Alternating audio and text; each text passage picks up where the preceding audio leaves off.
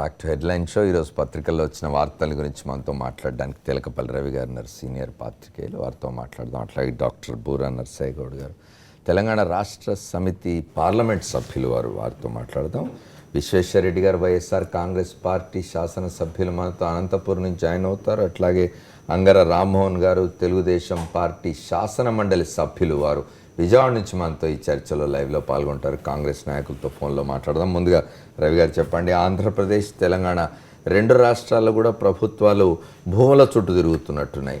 ఆంధ్రప్రదేశ్లో ప్రభుత్వం రాజధాని నిర్మాణానికి సంబంధించిన భూ వివాదంలో పడి తిరుగుతూ ఉంటే, తెలంగాణకు సంబంధించి వచ్చేసరికి మన ముఖ్యమంత్రి గారు ఇక్కడ రోజుకు ఒక కొత్త టవర్ నిర్మాణాన్ని ప్రకటిస్తూ ఉన్నారు. భూముల్ని, ఆక్రమణల్లో ఉన్న భూముల్ని, వివాదంలో ఉన్న భూముల్ని తీసుకుందామని చెప్పి అధికారులకు ఆదేశిస్తూ ఉన్నారు. ఈ రెండు రాష్ట్రాలు భూముల చుట్టూ తిరుగుతుంటే కేంద్రం మాత్రం మొత్తానికి రెండు రాష్ట్రాలకు మొండి చేయి చూపించేట్టుగా ఉంది. రాష్ట్ర విభజన సందర్భంగా తెలంగాణ, ఆంధ్రప్రదేశ్ రెండు రాష్ట్రాలకు కూడా చేసిన వాగ్దానాలన్నింటినీ తుంగలో దొక్కేట్టుగా ఉన్నది. రైల్వేస్ సంబంధించి, రైల్వే ప్రాజెక్టులకు సంబంధించి కాజీపేట కోచ్ ఫ్యాక్టరీ వచ్చే పరిస్థితి లేదు. అట్లాగే ఆంధ్రప్రదేశ్కు ఒక ప్రత్యేక రైల్వే జోన్ ఏర్పాటు చేస్తూ ఉన్నారు, అది కూడా రావడం లేదు. కేంద్ర ప్రభుత్వం మొత్తానికి ఆంధ్రప్రదేశ్, తెలంగాణ రాష్ట్రాల్లో ఉన్న పరిస్థితులను తనకు అనుకూలంగా వాడుకునే ఒక ప్రయత్నంలో ఉన్నట్టుగా అనిపిస్తున్నది. ఏమంటారు రవి గారు? ఇప్పుడు భూమి నాదటన్నా భూమి పక్కన నవ్వు, కలిమి నాదటన్నా కలిమి అన్నట్టుగా ఈ భూమి అనేది అసలు రైతులకు చెందుతుందా, ఎవరి భూమి వాళ్ళకు ఉంటుందనేది సామాన్యులకు పెద్ద సమస్యగా మారిపోయింది. ఇప్పుడు మీరు ఆంధ్ర తెలంగాణ పరిస్థితి చెప్పారు. నేను అరుణ్ జైట్లీ మొన్న ఎకనామిక్ ఫోరంలో మాట్లాడేది కనుక చూస్తే, మా 2013 భూసేకరణ చట్టం అనేది అసలు ఈ దేశంలో అభివృద్ధికి అది పెద్ద ఆటంకంగా ఉంది, దాన్ని మేము మార్చేస్తాం, అది మారిస్తే తప్ప అభివృద్ధి సాధ్యం కాదంటున్నారు ఆయన. ఆంధ్రప్రదేశ్లో ఆ చట్టాన్ని పక్కన పెట్టి వాళ్ళు భూ సమీకరణ, ఇది భూసేకరణ కాదని ఒక చట్టబద్ధత లేని ఒక ప్రహసనప్రాయమైన ప్రక్రియను వాళ్ళు ముందుకు తీసుకొచ్చారు. ఇప్పుడు తెలంగాణలో చూస్తే కూడా పారిశ్రామికవేత్తలకు ఇవ్వడానికి లక్షల ఎకరాలు ఉన్నాయంటున్నారు, దళితులకు ఇవ్వడానికి వచ్చేసరికి భూమి లేదు, మేము సేకరించాలి అనే మాట చెప్తున్నారు. అంటే ఇదంతా ఒక పెద్ద గందరగోళ ప్రక్రియలాగా ఉంది. భూమిని కార్పొరేటైజ్ చేయటం అనేది తీవ్ర స్థాయిలో జరుగుతుంది. రెండో వైపున రైతుల నుంచి, ప్రజల నుంచి లాక్కోవడానికి ఉన్న ప్రక్రియ, రక్షణలు, చాలా పోరాటాలు, ఉద్యమాలు, ఒత్తిళ్ల తర్వాత 2013 భూసేకరణ చట్టం వచ్చింది. దాని ప్రకారం 80% మంది రైతులు ఒప్పుకుంటేనే భూమి ఇవ్వాలి, అది కూడా వాళ్లకు రిహాబిలిటేషన్ ప్యాకేజ్ అయిపోయిన తర్వాత చేయాలని ఆ చట్టం చెప్తుంది. దానికి తూట్లు పడవడానికి అన్ని స్థాయిల్లో ప్రభుత్వాలు ప్రయత్నం చేస్తున్నట్టుగా మనకు స్పష్టమవుతుంది. ఇది చాలా నగ్నంగా కనబడుతుంది మనకు రాజధాని ప్రాంతంలో. ఇప్పుడు రాజధాని కట్టుకోవటం, దానికి సంబంధించినటువంటి భావన అదంతా ఉదాత్తమైందే, కానీ దానికి అనుసరిస్తున్న పద్ధతి ఏంటి? అసలు అనధికారికంగా పారదర్శకత లేకుండా సగం అర్ధసత్యాలు, అతిశయోక్తులతో ఏ విధంగా ఆందోళన సృష్టిస్తున్నారు అనేది రోజు కనిపిస్తుంది. ఇంకోవైపునేమో ఆనందంగా ఉన్నారు రైతులు అని చెప్తారు. కొంత సగం ఉండొచ్చు, ఆ మిగిలిన సగాన్ని మటుకు మనం ఎలా నిర్లక్ష్యం చేస్తాం? రెండవది, ఇచ్చిన రైతులకి 5 సంవత్సరాలు ఏమవుతుంది? ఎమ్మెల్సీ గారు ఉన్నారు, లేదా ఎంపీ గారు ఉన్నారు, వీళ్ళకి అన్ని విషయాలు తెలుసు. కేంద్ర స్థాయిలో కూడా మీరంటే పిట్టపోరు పిల్లి తీర్చింది అన్నట్టు తీర్చడం లేదు ఇక్కడ. పిల్లి అటు పిట్టను, ఇటు ఈ రెండు పిట్టలను మధ్యలో ఎలా చేయాలని వాళ్ళు చూస్తున్నట్టుగా కనిపిస్తుంది. మనం వింటున్నాం కదా, మహారాష్ట్రలో చోటు సంపాదించారు, కాశ్మీర్లో కూడా దీపావళి జరుపుకున్నారు అన్నట్టుగానే ఇప్పుడు తెలంగాణలో, ఆంధ్రప్రదేశ్లో తన స్థానాన్ని ఎలా పదిలపరచుకోవాలనేది, పెంచుకోవాలనేది బీజేపీ ఆలోచనగా ఉన్నట్టుగా ఉంది తప్ప, విడిపోయిన రెండు తెలుగు రాష్ట్రాల సమస్యలను సత్వరంగా, సామరస్యంగా పరిష్కరించి ఒక సహేతుక పరిష్కారం చూపిద్దామన్న ఆలోచన, తొందర లేదు. నర్సయ్య గౌడ్ గారు కూడా చాలాసార్లు అక్కడ కేంద్ర మంత్రులను కలుసుకోవడం అది ఇది మనం చూస్తూ ఉంటాం. కానీ ఏం జరుగుతుందంటే నిర్దిష్టంగా రావడం మేము చేస్తున్నాం. ఇప్పుడు నిర్మలా సీతారామన్ గారు కూడా చాలాసార్లు చెప్పారు. రైల్వేలది మీరు అన్నారు కదా, మిగిలినవన్నీ అంటే చాలా రైల్వేలది అచ్చంగా కేంద్రం పరిధిలో ఉన్న విషయం, కేంద్రం దానికి సంబంధించిన ప్రక్రియ ప్రారంభించవచ్చు. కానీ గతంలో సికింద్రాబాద్ను ఆదర్శ రైల్వే స్టేషన్గా చేస్తామన్న దగ్గర నుంచి ఆంధ్రప్రదేశ్కు తటస్థ పరిచయం మేము ఇస్తామన్న వాటి వరకు ఏవి ఆచరణలోకి రావడం లేదు. కాజీపేట కోచ్ ఫ్యాక్టరీ అనేది, కాజీపేట అసలు ఎప్పటి నుంచో ఉంది. కాజీపేట అనేది అదొక కళలాగా ఉంది, వాస్తవానికి చాలా వాస్తవం కాదగింది. అది వేరే చోటు తెలంగాణ రైల్వే లైన్ దాని అందరికీ గుండెకాయ లాంటిది. దాన్ని ఎందుకు చేయరు? నిజానికి రైల్వేలు అంత దీనస్థితిలో ఏం లేవు, కావాల్సిన వనరులు ఉన్నాయి. అంటే ఉద్దేశపూర్వకంగా నేను అనుకోవటం, బీజేపీ ప్రభుత్వం తన జాతీయ వ్యూహం ఏదైతే అమలు జరుపుతుందో, తన సొంత బలం పెంచుకోవాలి అనే కోణంలోనే తెలంగాణ ఆంధ్ర సమస్యలను పేరపెడుతుందేమో అని చెప్పి అనిపిస్తుంది. సరే, ఇందాక మామూలుగా మాట్లాడుతున్నప్పుడు అంటున్నారు ఎంపీ గారు ఏమంటే కొంత ఈ పరిస్థితులు ఇవన్నీ కొంత సర్దుబాటు కానీ అనే ఆలోచన కేంద్రానికి ఉన్నట్టుగా అప్పుడు, కానీ అది కూడా నిజం కాదేం, దానికంటే కూడా ఈ రాజకీయ కోణం ఎక్కువ ఉన్నట్టుంది. ఇప్పుడు మన దత్తాత్రేయ గారికి బంగారు దత్తన్న మనం బండారు కాదు అని అన్నాం, అందరికీ ఆయన సద్భావన ఉంది. నిర్మలా సీతారామన్ గారు కూడా ఏపీ ఆడపడుచు, ఆమె కూడా ఇక్కడి నుంచి రాజ్యసభకు పంపించారు. కానీ ఏం జరుగుతుంది, క్రియాశీలంగా ఫలానా సమస్య క్లించ్ అయిపోయింది కేంద్రం నుంచి. అది ఉద్యోగుల అధికారుల బదిలీ దగ్గర నుంచి వనరులు వాటి వినియోగం వరకు, పంపిణీల వరకు, ఓటాల వరకు ప్రతిదీ ప్రతిష్టంభనలోనే ఉంది. కాబట్టి దీన్ని పరిష్కరించడం అనే ఒక తీవ్రమైన తీసుకోవడం లేదో అని అనిపిస్తుంది. సరే, కేంద్రం రోల్ అట్లా ఉంటే ఇప్పుడు ఆంధ్రప్రదేశ్ దగ్గరికి వచ్చేసరికి ఆంధ్రప్రదేశ్ రాజధాని విషయానికి వస్తే రైతులు కాదన్న నిజానికి ఇవాళ ఈ ఛానల్ ఆ ఛానల్, ఈ పేపర్ ఆ పేపర్ అనే తేడా లేకుండా మొత్తం మీడియా ఆంధ్రప్రదేశ్లో జరుగుతున్న రాజధాని వ్యవహారం మీద రాస్తూ ఉన్నది. ఇవాళ ఒక కొత్త చట్టం తేవడానికి కూడా క్యాబినెట్ సమావేశం. ఇప్పుడు కొంతమంది సత్యాన్ని కొంతకాలం దాచిపెట్టవచ్చు, ఒక కోణంలో దాచిపెట్టవచ్చు, శాశ్వతంగా దాచిపెట్టలేం కదా. ఇప్పుడు మళ్ళాంటి వాళ్ళు మాట్లాడినప్పుడు రైతుల్లో కొంత వ్యతిరేకత ఉంది, అది ఇది అంటే లేదు, ఇదంతా మీడియా సృష్టి, అక్కడ రైతులు చాలా ఆనంద తాండవం చేస్తున్నారు, ఘన స్వాగతాలు పలుకుతున్నారు అన్నారు. ఇప్పుడు ఎమ్మెల్యేలు పోయారు, మంత్రులు ఉపసంఘం పోయింది, ముఖ్యమంత్రి గారు ఆ రోజే ప్రకటన చేశారు. ఈరోజు మళ్ళీ 300 మంది రైతులు అక్కడి నుంచి ఇంత ఎందుకు జరుగుతుంది? వాస్తవంగా మా రాష్ట్రానికి రాజధాని వస్తుంది, మా భూమి చాలా లాభదాయకమైన భూమి మాకు ఇస్తారనుకున్నప్పుడు రైతులు ఉత్సాహంగా ఎందుకు ఇవ్వడం లేదంటే వాళ్లకు స్పష్టత ఇవ్వడం లేదు. పైగా అక్కడ మాయాజాలం చాలా జరుగుతుంది. ప్రభుత్వం ఇప్పుడు తీసుకుంటుంది, 5 ఏళ్ల తర్వాత ఏ ప్రభుత్వం ఉంటుంది, ఈ 5 ఏళ్ల వరకు మా జీవితాలు ఏమవుతాయి? మూడవది, రేపు ఇదంతా నిర్వహించేది మీరు సింగపూర్లో తయారవుతుంది ఆంధ్రప్రదేశ్ రాజధాని ప్రణాళిక. అంటే మోక్షగుండం విశ్వేశ్వరయ్య లాంటి వాళ్ళు, కేఎల్ రావు లాంటి వాళ్ళు ఏనాడో గొప్ప నిర్మాణాలు ఈ దేశంలో చేస్తే సింగపూర్ సహాయం తీసుకోవద్దని నేను చెప్పడం లేదు. సింగపూర్ సహాయంతో పాటు చాలా ఆశ్చర్యకరమైన విషయం ఏంటంటే, ఎవరైతే రైతులు 11 మండలాల రైతుల నుంచి అయితే ఈ భూమి తీసుకోవాలనుకుంటున్నారో ఆ మండలాల నుంచి రైతుల్ని సింగపూర్ పంపించి చూపిస్తాం, వాళ్ళు ఓహో ఇంత అద్భుతంగా ఉంటుంది రాజధాని, భూములు ఇచ్చేస్తారని చెప్తుంది ప్రభుత్వం. సింగపూర్ సహాయం తీసుకోవడం, సాంకేతిక స్థాయిని అందుకోవడం వేరు తప్ప అసలు మొత్తం ఆంధ్రప్రదేశ్ రాజధాని సింగపూర్ అనే అంత సందేహం కలిగేట్టుగా ఈ విషయంలో కొద్దిగా గొప్ప కేసీఆర్ గారు కూడా సింగపూర్ అక్కడేది ఆ పక్కన ఇవన్నీ కూడా జరిగాయి. ఈ ధోరణి కూడా ట్యాంక్ బండ్ చుట్టూ సింగపూర్, ఈ ప్రభుత్వాల ధోరణి ఆ విధంగా ఉంది. మన ఆంధ్రప్రదేశ్ను, తెలంగాణను అసలు వచ్చింది ఎందుకు? మనం సంస్కృతి, చరిత్ర, ఇక్కడ ఉన్నటువంటి స్థానికతను కాపాడడం, ఇటువంటి వాతావరణంలో బయలుదేరాం మనం. కానీ తీరా ఆలోచనలు ఆచరణకు వచ్చేసరికి మటుకు కార్పొరేట్ ధోరణులు ఆలోచించడం, విదేశాల వైపు చూడటం, వాటిలో ఆఖరికి ఆంధ్రప్రదేశ్ కమిటీలో ఒక సింగపూర్ ఆయన పెట్టారు. కన్సల్టెన్సీ అంటే ఇక్కడ ఇంజనీర్లు లేరా? విజయవాడలోనే గొప్ప ఆర్కిటెక్చరల్ సంస్థ ఉంది, జాతీయ స్థాయి సంస్థ, దాన్ని తీసుకోవడం లేదు. అందుకనే ఇది ఒక విధంగా బండి దారి తప్పిపోతున్నట్టుగా కనిపిస్తుంది స్పష్టంగా. నరసయ్య గౌడ్ గారు చెప్పండి, తెలంగాణలో కూడా భూముల చుట్టూ తిరుగుతున్నది అంతా కూడా ఎంతసేపు? ఇప్పుడు ఎలాంటి ఉందండి, దుష్ప్రచారం చేశారు, నిజంగానే కొంచెం అతిగా ప్రచారం చేశారు, నిజమే. అలైన్మెంట్ మార్చమని అడిగే హక్కు ప్రభుత్వానికి ఉంది, మార్చొచ్చు. మళ్ళీ ఈరోజు మళ్ళీ వాళ్ళు ఏదో అప్పేటారు. ఇప్పుడు 1000 కోట్లు అదనంగా ఖర్చు అవుతుంది. 1000 కోట్లు అంటే పారదర్శకత ఎక్కడుంది ఇందులో? మొత్తంలో 1000 కోట్ల రూపాయల ఖర్చు ఎవరు భరించాల్సి వస్తుంది? ప్రజలు మీరెత్తినా నాదెత్తినా పడేదే కదా. కాబట్టి మొట్టమొదటిగా అంటే ప్రభుత్వాలని పక్కకు పెడితే భారతదేశంలో ఎలా అయిందంటే, అటు ప్రభుత్వం కానీ అటు ప్రైవేట్ సంస్థలు కానీ ఒక మంచి సంస్థను ఏర్పాటు చేయాలన్నప్పుడు, మంచి ఫ్యాక్టరీ ఏర్పాటు చేయాలన్నప్పుడు అవసరానికి మించినంత ఒక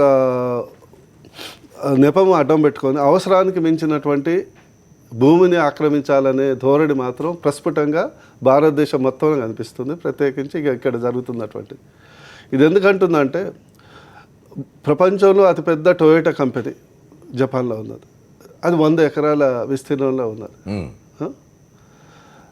ప్రపంచంలో అతి రద్దీ అయినటువంటి హీత్రో ఎయిర్పోర్ట్ ఉన్నది, అది కేవలం 1000 ఎకరాల విస్తీర్ణంలో ఉంది. కానీ భారతదేశంలో నాకు అనేక ప్రపోజల్స్ ఎంపీగా ఉన్నప్పుడు వీడు వచ్చి అడుగుతారు, నేను 100 కోట్లు పెడతాను, నాకు 500 ఎకరాలు పెడతాను అంటే, నీ 100 కోట్ల ఇన్వెస్ట్మెంట్కు 500 ఎకరాలు అంటే ఇన్వెస్ట్మెంట్కు భూమి అడిగేదానికి పొంతన ఉండదు. అది ఏదో భూమి లబ్ధి పొందటానికే అది ఇన్వెస్ట్మెంట్ వస్తున్నట్టుగా అనిపిస్తుంది. ఇట్లా ఏంటంటే ఇట్లనే ఇప్పుడు మనం చూసుకున్నట్లయితే ఇక్కడ తెలంగాణ రాష్ట్రానికి చెందినంత వరకు అన్యకాంతరమైనటువంటి భూమిని ప్రభుత్వం తీసుకునే ప్రయత్నం చేస్తుంది, కానీ ఏదో ప్రజల భూమిని లాక్కునే ప్రయత్నం చేయటం. ఇకపోతే మీరు సింగపూర్ రాజధాని వస్తే నాకు రియల్ ఎస్టేట్ వెంచర్స్ బ్రోషర్స్ కనిపిస్తాయి. ఏం చేస్తారు, రియల్ ఎస్టేట్ ఏదన్నా ప్రాజెక్టు ఇదివరకు చాలా ప్రాజెక్ట్స్ వచ్చినప్పుడు అక్కడ ఉన్నటువంటి ప్లాట్ ఓనర్స్ను కొనుక్కునే వాళ్ళను మార్కెటింగ్ చేయడానికి మంచి కలర్ఫుల్ బ్రోషర్ చేయటం. సండే వాళ్ళందరినీ తీసుకుపోయి ఒక ప్రదేశాన్ని చూసి ఇట్లా ఉండబోతుందని వాళ్ళకి చూపెట్టడం, కండక్టెడ్ టూర్, ఆ రోజు వాళ్ళకి మంచి సదుపాయాలు కల్పించటం. ఇవన్నీ ఎవరు ఎక్కువ చేస్తారు, అసలు నిర్మాణం ఏమాత్రం చేపట్టము అని మైండ్లో ఫిక్స్ అయిన వాళ్ళు చేస్తారు. రియల్గా నిర్మాణం చేసేవాళ్ళు బిక్కు అంటారు, ఎందుకంటే ఇంత చేయగలమా, ఇది కాస్ట్ ఎఫెక్ట్ అవుతుందా, ఎంత కాస్ట్ అవుతుందని. ఈరోజు కూడా నేను అనుకోవటం ఏంటంటే యూపీలో మంచి రాజధాని కావాలని ఖచ్చితంగా కోరుకుంటాను, ఎందుకంటే అది ఒకప్పుడు మన రాష్ట్రం చేపట్టి మంచి రాజధాని కావాలని. కానీ ఉన్న ఆర్థిక వనరులకు, ఉన్న అవసరాలకు, అక్కడ ఉన్నటువంటి ప్రొజెక్షన్కు ఏమాత్రం పొంతన మాత్రం కుదరటలేదు. అంటే మనకున్న అటువంటి ఆర్థిక ఇది అపార్ట్ నేను ఒక టీఆర్ఎస్ పార్టీ కాకుండా ఒక సాధారణ పౌరుడిగా చెప్తున్నటువంటి అంటే మనకు ఉన్నటువంటి ఆర్థిక వనరులు ఎంత, ఒక 40,000 ఎకరాల్లో ఒక ప్రాజెక్టు కనాలంటే నీకు ఎన్ని లక్షల కోట్లు అవసరం, అది ఎవరు నిర్మిస్తారు, మరి నిర్మించే వరకు ఎన్ని దశాబ్దాలు పడుతుంది, ఆ దశాబ్దాల వరకు ఇప్పటి వరకు స్పష్టత కూడా ఇంకోటి అమర్ గారు 30 or 40,000 acres మామూలుగా 10 ఎకరాల్లో ఒక మంచి ప్రాజెక్ట్ చేయడానికి కనీసం 5-6 కోట్లు పడుతుంది ఓన్లీ ప్లాటింగ్కి, రోడ్స్, డ్రైనేజ్ అండ్ దీనికి. నీకు 30,000 40,000 ప్రాజెక్టులో మౌలిక వసతులు కల్పించడానికి ఎన్ని లక్షల కోట్లు ఖర్చు అవుతుంది, అది ఎవరు భరిస్తారు, అక్కడ ఏమేమి అసెంబ్లీ ఎక్కడ రాబోతుంది, ఇది అనేది స్పష్టత లేకపోవటం వల్ల అక్కడ ఆందోళన చెందుతుంది. నీకు స్పష్టత ఇక్కడ ఇది వస్తుంది. నిర్ణీత కాలంలో ఇప్పుడు మాకు ఒకటి కొత్తగా రియల్ ఎస్టేట్ చట్టం కూడా వచ్చింది, రీట్స్ అని. దాని ప్రకారం with in the specified time, ఇది కూడా ఒక రకంగా భూములు తీసుకోవటం, భూమి పూలింగ్ అంటే it's a government real estate project లాగా అనిపిస్తుంది. కాబట్టి ఆ స్పష్టత ప్రజలకు, రైతులకు ఇవ్వాల్సిన అవసరం ఉన్నప్పుడు ఉంటే ఈ రాదు. ఇకపోతే ఇంకోటి ఏంటంటే ప్రపంచ వ్యాప్తంగా ఒక మంచి పట్టణం, అభివృద్ధి చెందిన పట్టణం అంటే దురదృష్టవశాత్తు ఒక స్కై స్క్రేపర్స్ ఉంటేనే అది ఒక మైండ్ సెట్ అనేది తయారైంది. ఫర్ ఎగ్జాంపుల్ యూరోప్లో అనేక ప్రాచీనమైనటువంటి అద్భుతమైనటువంటి నగరాలు ఉన్నాయి. దాని గురించి జనరల్లీ ఎక్కడ ఎవరు, మన మీడియా కాదు, ఇంటర్నేషనల్ మీడియా కూడా ఫోకస్ చేయదు. మనం ఎంతసేపు స్కై స్క్రేపర్, మన వరల్డ్ ట్రేడ్ సెంటర్లో బుర్జ్ ఖలీఫా, బుర్జు అరబీ, బుర్జు ఇంకోటి, లేకుంటే సిడ్నీలో ఇంత పెద్ద భవనం ఉంది, ఇంత ఎత్తైన భవనం ఉంది, ప్రపంచంలో నెంబర్ 1 నెంబర్ 2 ఉన్నప్పుడే ఆ సిటీని మనం ఎక్కువ గుర్తించడం జరుగుతుంది. అందువల్ల ఏంటంటే స్కై స్క్రేపర్ అనేది ఆ పట్టణానికి గుర్తింపు తేవడానికి ప్రధాన కారణం అవుతుంది. కాబట్టి కేసీఆర్ గారు అది కూడా ఏంటంటే ప్రాక్టికల్ దాని గురించి ఆలోచన మొదలుపెట్టారు. ఏదో ఇవాళ చెప్పగానే మనం రేపు కట్టట్లేదు, దాని గురించి ఆలోచన, సాధ్యాలు, దాని గురించి ఆలోచన, కాస్ట్ ఎఫెక్టివ్, అల్టిమేట్లీ ఏంటంటే కాస్ట్ ఎఫెక్టివ్నెస్ అండి. హైదరాబాద్లో మనం ఏంటంటే నర్సయ్య గారు, దుబాయ్కి హైదరాబాద్కి చాలా తేడా ఉందండి. దుబాయ్కి ల్యాండ్ ప్రాబ్లం ఉంది, హైదరాబాద్ ఎంత దూరమైనా విస్తరించవచ్చు, మీరు ఇట్లాంటి టవర్స్ ఎగ్జాక్ట్లీ మీకు అందుకనే మొదలు వివరణ ఇచ్చాను. ఒక మంచి అంటే డెవలప్డ్ సిటీగా ప్రపంచం గుర్తించడానికి skyscrapers unfortunately yardsticks కొలబద్దలుగా ఉన్నాయి కాబట్టి యార్డ్ స్టిక్ చేయబట్టే ఈ ఆలోచన రాగారు. లేకుంటే ఆమ్స్టర్డామ్ లాంటి ఒక ప్రాచీనమైనటువంటి చాలా అద్భుతంగా ఉంటుంది, కానీ ఆమ్స్టర్డామ్ గురించి ఎవరు మాట్లాడరు. అందుకొరకు అది ఒక కులమానం లాగా అయింది కాబట్టి మనం హైదరాబాద్ అన్ని రకాలుగా అభివృద్ధి అయింది ఆ దిశగా ఆలోచన, కానీ ఏదో భూములు లాక్కొని స్కై స్క్రేపర్స్ కాదు, ఉన్న భూములనే ఒక ఐడెంటిటీ కొరకు. ఇప్పుడు మలేషియాలో ఏదైతే ట్విన్ టవర్స్ ఉందో ఐడెంటిటీ కొరకు చేసే ప్రయత్నం ఇది. మన మిత్రులు ఒక్క మాట 180 కిలోమీటర్ల మేరకు రాజధాని ప్రాంతం పెట్టాలని, 30,000 ఎకరాలు అన్నది ఇది ఒక భాగమే, ప్రధాన భాగం. 180 కిలోమీటర్లు అంటే చాలా ఎమ్మెల్సీ గారు చెప్పాలి బహుశా అక్కడ. ఒకసారి మన వైఎస్ఆర్ కాంగ్రెస్ పార్టీ శాసనసభ్యులు విశ్వేశ్వరరెడ్డి గారితో మాట్లాడారు. విశ్వేశ్వరరెడ్డి గారు చెప్పండి, ఇవాళ ముఖ్యమంత్రి గారి అధ్యక్షతన కేబినెట్ సమావేశం కాబోతోంది, ఒక చట్టం తేబోతున్నారు రాజధాని నిర్మాణానికి సంబంధించి. ఒక ప్రత్యేక ప్రాంతీయ మండలిని ఏర్పాటు చేయడం కోసం చెప్పి క్రెడా అని చెప్పి CRDA capital regional development authority అని చెప్పి ఒక కొత్త సంస్థను ఏర్పాటు చేయబోతున్నారు. దానికి ముఖ్యమంత్రి చైర్మన్గా ఉంటారు. ఈ ప్రస్తుతానికి ఉన్న విజయవాడ, మంగళగిరి, తెనాలి, గుంటూరు VGTM హుడా ఏదైతే ఉందో అర్బన్ డెవలప్మెంట్ అథారిటీ దాన్ని రద్దు చేయబోతున్నారు. గతంలోనే వార్తలు వచ్చినాయి. మొత్తం మీద రైతుల నుంచి భూములు వారు సానుకూలంగా లేకపోయినా బలవంతంగానే తీసుకోవడానికి ఈ చట్టం తీసుకొస్తున్నారని ప్రచారం జరుగుతున్నది. మీరేమంటారు? రాష్ట్ర రాజధానికి సంబంధించి ప్రజలందరూ కూడా, అదేవిధంగా అన్ని రాజకీయ పార్టీలు కూడా ఒక మంచి రాజధాని నగరాన్ని నిర్మించాలనేటువంటి అభిప్రాయం అందరిలోనే ఉంది. కాకుండా అసెంబ్లీ సమావేశాల సందర్భంగా కూడా చంద్రబాబు నాయుడు గారు ప్రతిపాదించినట్టుగా విజయవాడని క్యాపిటల్ పెట్టడానికి మాకేం అభ్యంతరం లేదనేటువంటిది కూడా ప్రధాన ప్రతిపక్షం వైఎస్ఆర్ పార్టీ చెప్పింది.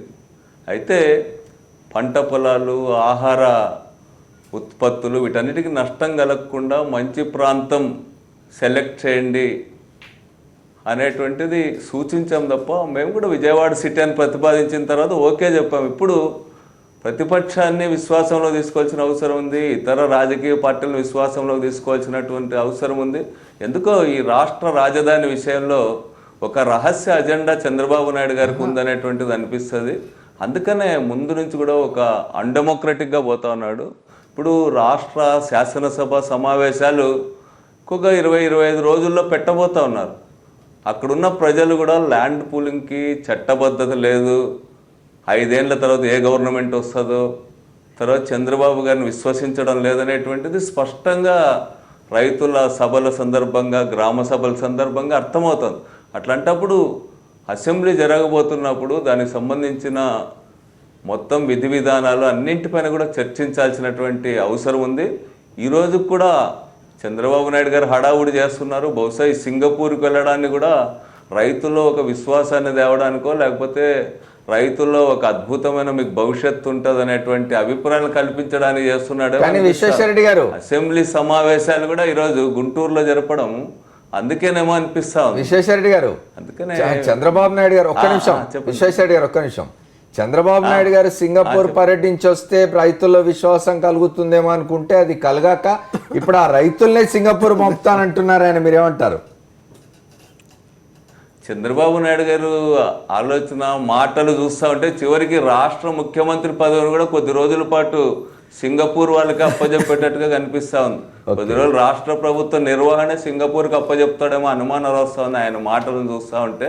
ఏమైనా ఈ భారతదేశంలో నిపుణులకు కొరత లేదు, ఆంధ్రప్రదేశ్లో నిపుణుల కొరత లేదు, విజయవాడలో నిపుణుల కొరత లేదు. ఒకవైపు మోడీ గారేమో భారత్ భారత్ అని చెప్తా ఉంటే ఈయనేమో సింగపూర్ సింగపూర్ అని చెప్పి చెప్తా ఉన్నాడు. ఇవన్నీ కూడా చంద్రబాబు గారి ఆలోచనలు, ఇవన్నీ కూడా రైతులకు అనుగుణంగా ఉండాలి తప్ప ఈ కార్పొరేట్ శక్తులకు అనుగుణంగా ఉండడం అనేటువంటిది బాధాకరం. రైతుల నిజమైనటువంటి బాధలను, వాళ్ళ ఆందోళనను అర్థం చేసుకొని పరిష్కారం చేయడానికి రైతులతో మాట్లాడాలా, అదేవిధంగా అన్ని పార్టీలతో మాట్లాడాలా, ఒక ఏకాభిప్రాయంతో ముందుకు పోల్చినటువంటి అవసరం ఉంది. అట్లయితేనే ఈ రాష్ట్రానికి ఒక మంచి క్యాపిటల్ని నిర్మించగలం అనేటువంటిది మా అభిప్రాయం. ఓకే విశ్వేశ్వరరెడ్డి గారు, నిజానికి ఈరోజు ఆంధ్రప్రదేశ్ ముఖ్యమంత్రి చంద్రబాబు నాయుడు గారు కొంతమంది రైతులను కూడా కలుసుకోబోతున్నారు. ఆయన రైతుల్ని కలుసుకోవడానికంటే ముందు నిన్న మొన్న ఆ రాష్ట్ర మంత్రులు, అధికారులు ఆ గ్రామాలకు వెళ్ళి ప్రజల్ని కన్విన్స్ చేసే ప్రయత్నం చేశారు. ఒకసారి ఆ కాంగ్రెస్ నాయకులు గౌతమ్, అధికార ప్రతినిధి మనకు ఫోన్ లైన్లో ఉన్నారు, వారితో మాట్లాడదాం. గౌతమ్ గారు చెప్పండి, సింగపూర్ రైతుల్నే, సారీ ఆంధ్ర రైతుల్ని, నేను కూడా కన్ఫ్యూజ్ అవుతున్నా, ఆంధ్రప్రదేశ్ రైతుల్నే సింగపూర్